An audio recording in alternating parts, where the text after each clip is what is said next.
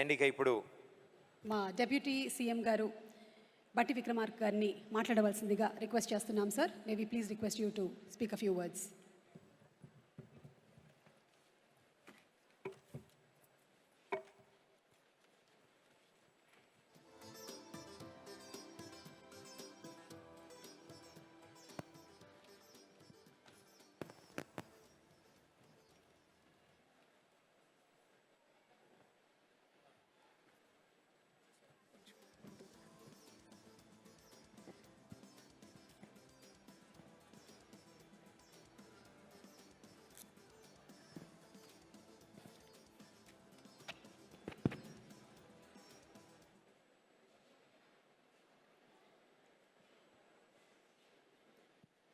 గౌరవ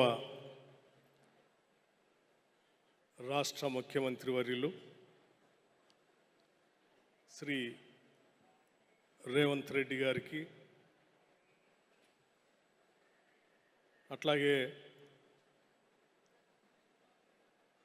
ఈ అవార్డు గ్రహీతల్లో చలనచిత్ర ప్రముఖులుగా ఉన్నటువంటి శ్రీ చిరంజీవి గారికి, శ్రీ కమల్ హాసన్ గారికి, గౌరవ మా రాష్ట్ర మంత్రివర్యులు శ్రీ జూపల్లి కృష్ణారావు గారికి, శ్రీ నాగార్జున గారికి, ఈ తెలంగాణ గదర్ ఫిల్మ్ అవార్డ్స్లో ఎంపికైనటువంటి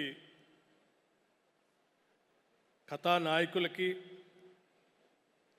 అట్లాగే ఇతర సినిమాలకి, రచయితలకి, డైరెక్టర్స్కి, ప్రొడ్యూసర్స్కి, ఇతర సినిమా రంగాల్లో ఉన్నటువంటి అనేక మందికి తెలంగాణ రాష్ట్ర ప్రభుత్వం తరఫున ముందుగా ఉగాది శుభాకాంక్షలు తెలియజేస్తూ, ఈ తెలుగు సినిమా కేవలం తెలంగాణ రాష్ట్రానికే పరిమితం కాకుండా దేశానికే తలమానికంగా ఎదగాలని ఈ రాష్ట్ర ప్రభుత్వం, మా ముఖ్యమంత్రి, మన ముఖ్యమంత్రి శ్రీ రేవంత్ రెడ్డి గారు పట్టుదలతో ఈ తెలంగాణ గద్దర్ ఫిల్మ్ అవార్డ్స్ని గతంలో ఒక 10 సంవత్సరాలు ఈ రాష్ట్రంలో ఈ అవార్డ్స్ లేకుండా ఉంటే తిరిగి వాటిని ప్రవేశపెట్టి ఈ చలనచిత్రాన్ని దిగ్విజయంగా దేశానికే కాదు ప్రపంచానికి కూడా పరిచయం చేయాలనేటువంటి ఆలోచనతో ఈ అవార్డ్స్ని తిరిగి ప్రారంభించడం జరిగిందని చెప్పడానికి నేను చాలా సంతోషిస్తూ ఉన్నాను.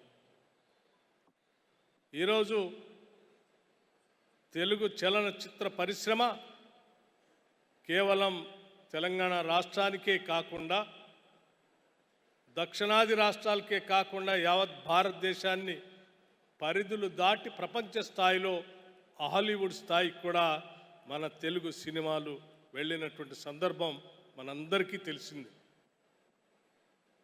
సినిమా అన్నా కళలన్నా కేవలం కళల కోసమే కాదు, ఇది ప్రజల కోసం అని చెప్పి చాటినటువంటి అనేక తెలుగు సినిమాలు ఈ రాష్ట్రంలో, దేశంలో మనందరం చూసాం. తెలుగు సినిమాలు సమాజంలో ఉన్నటువంటి అనేక రుగ్మతలు,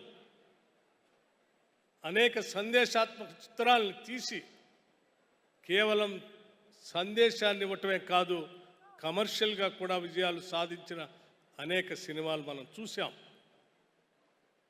సత్య హరిశ్చంద్ర, కన్యాశుల్కం, మరో ప్రపంచం, రోజులు మారాయి, కాలం మారింది, దానవేర శూరకర్ణ లాంటి అనేక సినిమాలు ఒక సందేశాన్ని ఇవ్వటమే కాకుండా పెద్ద ఎత్తున ఈ సమాజానికి ఒక మార్పు కోసం నాంది పలికినటువంటి అనేక సినిమాలు తెలుగు చలనచిత్రంలో సీమలో ముందుకు వచ్చాయి.